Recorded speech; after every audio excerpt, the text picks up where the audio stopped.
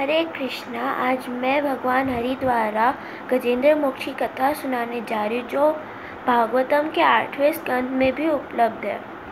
एक बार त्रिकूट पर्वत की एक घाटी में एक उद्यान हुआ करता था।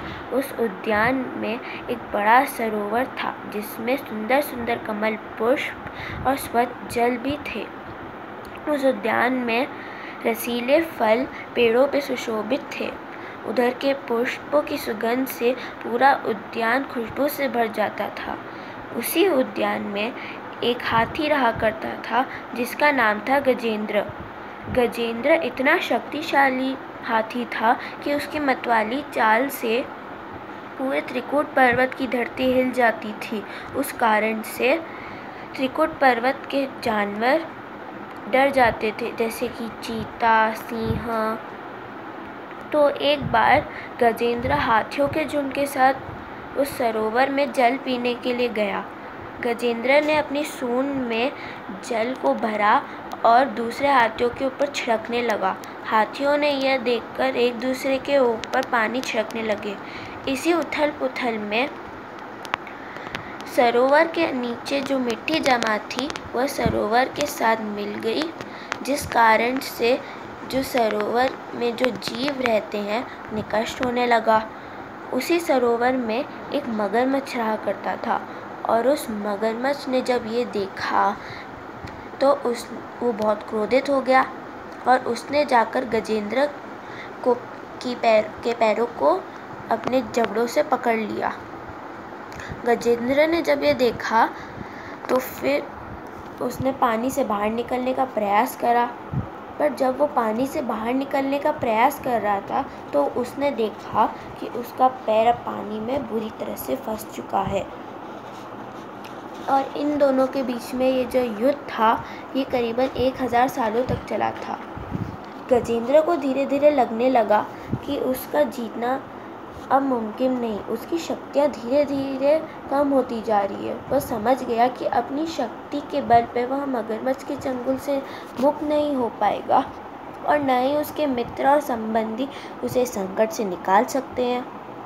परम भगवान का आश्रय लेना चाहिए, जो प्रत्येक व्यक्ति के परम आश्रय हैं और समस्त पुरुषों में सर्वश्रेष्ठ हैं। भगवान की कृपा से गजेंद्र को अपना पूर्व जन्म याद आया। गजेंद्र पूर्व जन्म में इंद्रद्युम्न नामक एक राजा था। जब इंद्रद्युम्न महाराज ने वानप्रस्थ जीवन धारण करके वह वनों में रहने लगे, तब एक दिन वह पहाड़ियों की चोटी में अपनी कुटिया में भगवान श्री कृष्ण का नाम ले रहे थे। तब उनकी कुटिया में अगस्त्य मुनि पधारे। जब अगस्त्य मुनि ने यह देखा कि महाराज इंद्रद्युम्न उनका आदर सत्कार नहीं कर रहे हैं, तब वह क्रोधित हो गए, और उन्होंने इंद्रद्युम्न महाराज को श्राप दे दिया और कहा, इसके लिए हाथी का शरीर उपयुक्त होगा, क्योंकि हाथी इसी के समान जड़ बुद्धि तथा मौन रहता है। भगवान का भक्त होने के नाते राजा ने इस श्राप को भगवान की कृपा मानकर स्वीकार कर लिया।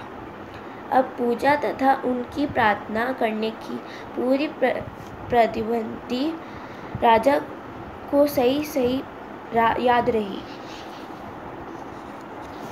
वह कहते हैं, नमः आत्मा प्रदीपाय साक्षिणे परमात्मने, नमो गिरविदुराय मनसंकोशामपि, नमः शांताय घरोयाय मूढ़ाय गुणधर्मिणे, निर्विशेषाय साम्याय, नमो ज्ञानज्ञाय च। गजेंद्र ने सरोवर से एक कमल पुष्प उठाया और कहा, हे भगवान, हे जगन्नाथ, हे परम पुरुष, मेरी सहायता कीजिए। तत्पश्चात भगवान हरि तुरंत गरुड़ के साथ वहां आए, और गरुड़ की पीठ से उतर के उन्होंने गजेंद्र को पानी से निकाला और अपने सुदर्शन चक्र से देवताओं और देवियों के सामने मगरमच्छ का गला काट दिया, और इस प्रकार भगवान ने गजेंद्र की रक्षा करी। देवल मुनि के गंधर्व राज हुहु को मगरमच्छ बनने का श्राप मिला था। गजेंद्र ने जब भगवान हरि को देखा तब वह बहुत प्रसन्न हुआ। भगवान हरि कहते हैं, यदि मेरे भक्त प्रातः समय उठकर गजेंद्र द्वारा कही गई प्रार्थनाओं का दोहराएंगे तो मैं उन्हें इस जीवन के पश्चात वैकुंठ में निवास प्रदान करूंगा। यह कहकर भगवान हरि गजेंद्र को अपने साथ वैकुंठ धाम ले गए। हरे कृष्णा।